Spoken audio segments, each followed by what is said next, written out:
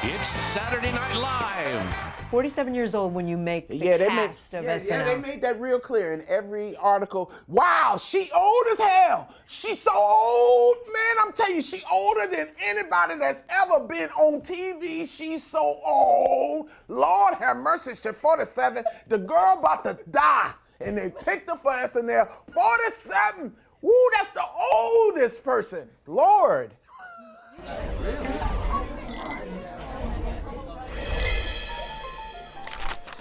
Action. Leslie Jones, comedian, best-selling author, Thank you. actor. What is your drink? Thank you. Thank you, sir. Thank you, sweetie. Mr. Bartender. All right, let's see.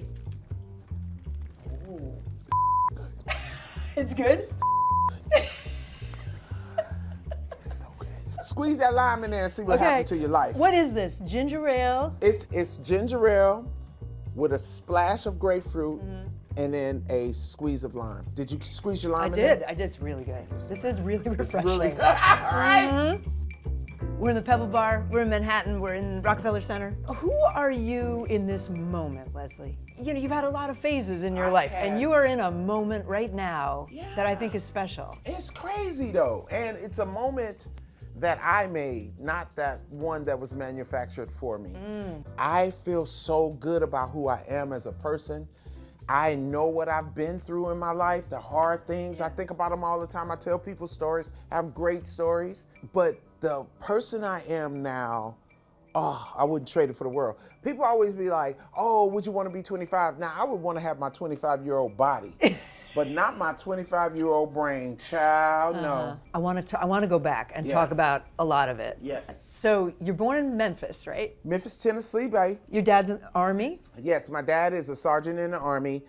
So you know, you're an Army brat. Yeah. You moved a lot in the South, North Carolina. You go to LA though at one point. Yes, I was 14. We moved because my dad was an electronic engineer, and he started working for Stevie Wonder and his radio station KJLH. Which sounds like a great job. Oh, it was fun. It was fun, you know. Tell me a little bit about your dad. He seemed like a tough character. He was very tough. My dad was very strict, but not strict. He expected you to have sense enough to get things done. And he taught us and you know, gave us guidance and stuff, but my dad was very much like, you know better than that. Like, you know better than that. He trusted you. Yeah, well, no, he didn't. He did not trust, especially me. I was crazy. So, you know, oh my God, as a kid, I was insane. I was a bully because I was bigger than other kids, but I didn't know I was a bully.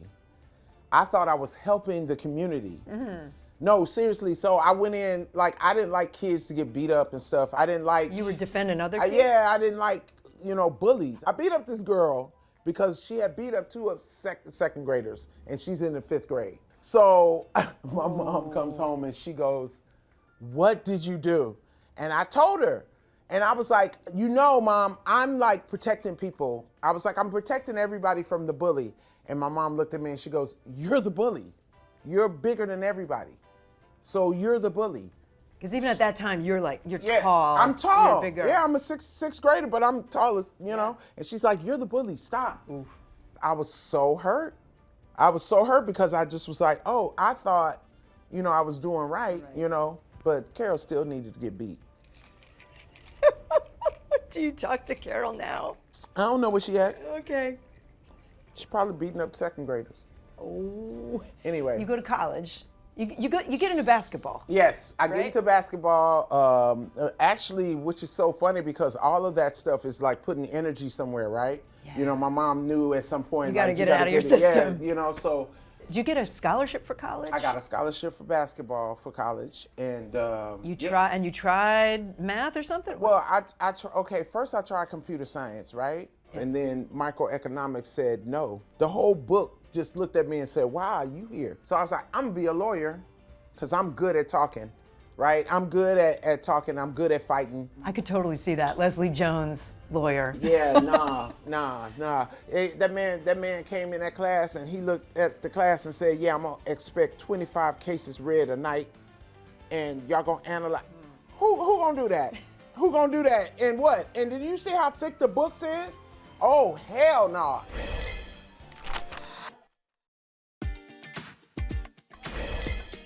You're interested in so many things.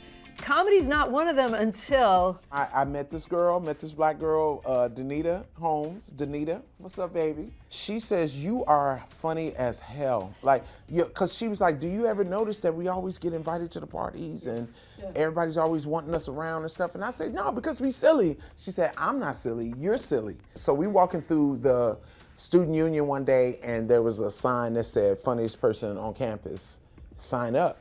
And she was like, you should sign up for that. You are so funny. And I was like, girl, you crazy? I'm not finna do that. I can't do that. And I met her later that night and she was like, I signed you up.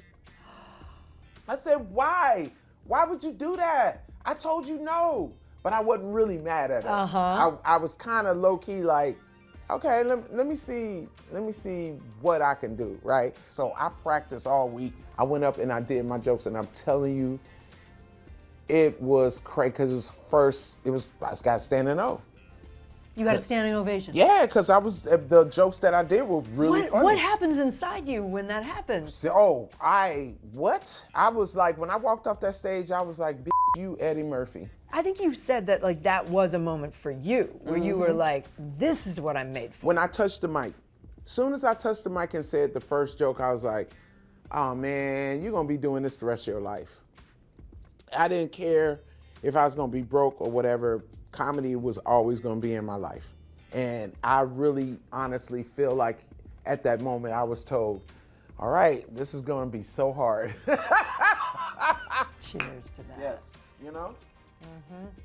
Can I ask you about Jamie Foxx? Yes, my friend got me a gig at the club called The World in California. And Jamie Foxx was gonna be the headliner that night. Okay. So I went up and, oh God, I did so bad. Oh, I did so bad. It was bad. You really bombed. Oh, bombed like a 747. That DJ was scratching me off every time he get, scratch him, scratch him, scratch him. You done. Scratch him, scratch him, scratch him. I was like, oh, and man. this is with Jamie Foxx in the room? Yes. And what does he say? Well, ended up happening is that I stayed. They was like ready to go, but I was like, I gotta stay. I need to see this man perform. And it changed the trajectory of how I thought how to do this game. He was like, you got the potential of being a really good comic. He was like, you need to go live your life. You need to go get a job, get fired, get hired, quit a job, hurt a man, have a man hurt you. He said, you got to go through life and have some experiences before you get on stage. And I was like, okay. And that was 87. And that's exactly what I did. And I didn't come back until 93. Wow, 5 years you go out and just work. You're working like random jobs, right? Jobs, I had a boyfriend at the time, child. I sold perfume, I was a cook, I was a waitress, I was a cashier, I worked at the post office, so many jobs. Thank you for joining us. Tell us, how do you know Mrs. Markle, Duchess of Sussex? I'm Megan's third cousin, Shantae Thomas, of the Compton Thomases. Chris Rock saw me one night, and 3 days later he calls me and he goes, hey, so I had dinner with Lauren and I told him about you, and they're gonna be calling you for an audition. Lauren Michaels. Yeah, and I was like, what? I'm not no sketch comic. What are you doing? I don't do sketches. I'm a real comic, right? You know, so I'm cocky in my own right.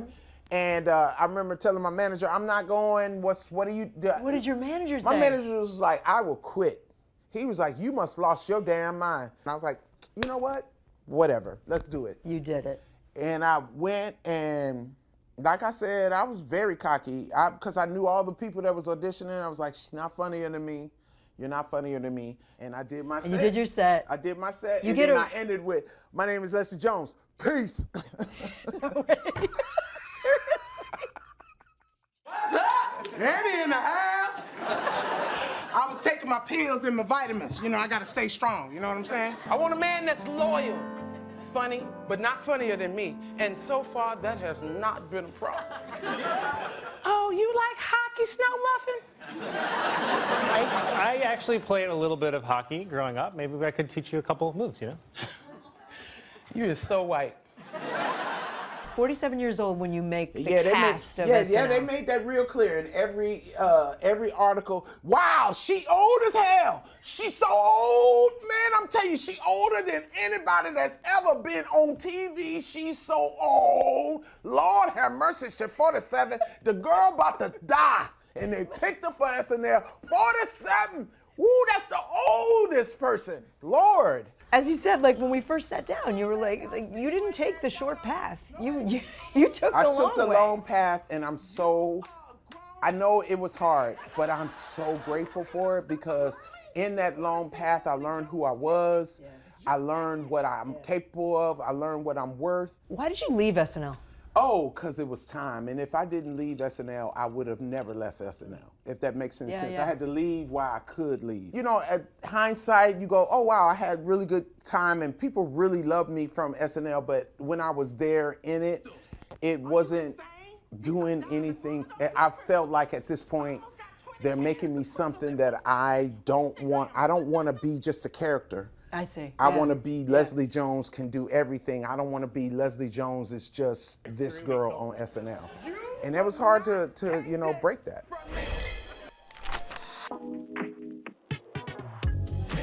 You have a show on HGTV, Yes. and it's called Roast My Rental, baby. We're going into houses. We're going into vacation rentals. Yeah. And we're, you know, I roast them. The craziest vacation rentals. Disgusting.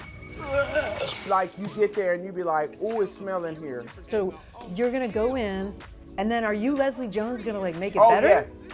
Now, I'm not gonna make it better by myself. I bring in a designer. Her name's Jasmine Roth, one of the best designers ever, because we gave her some places that were, I'll say this, and I won't say anymore. We did a spaceship. A spaceship? Mm-hmm.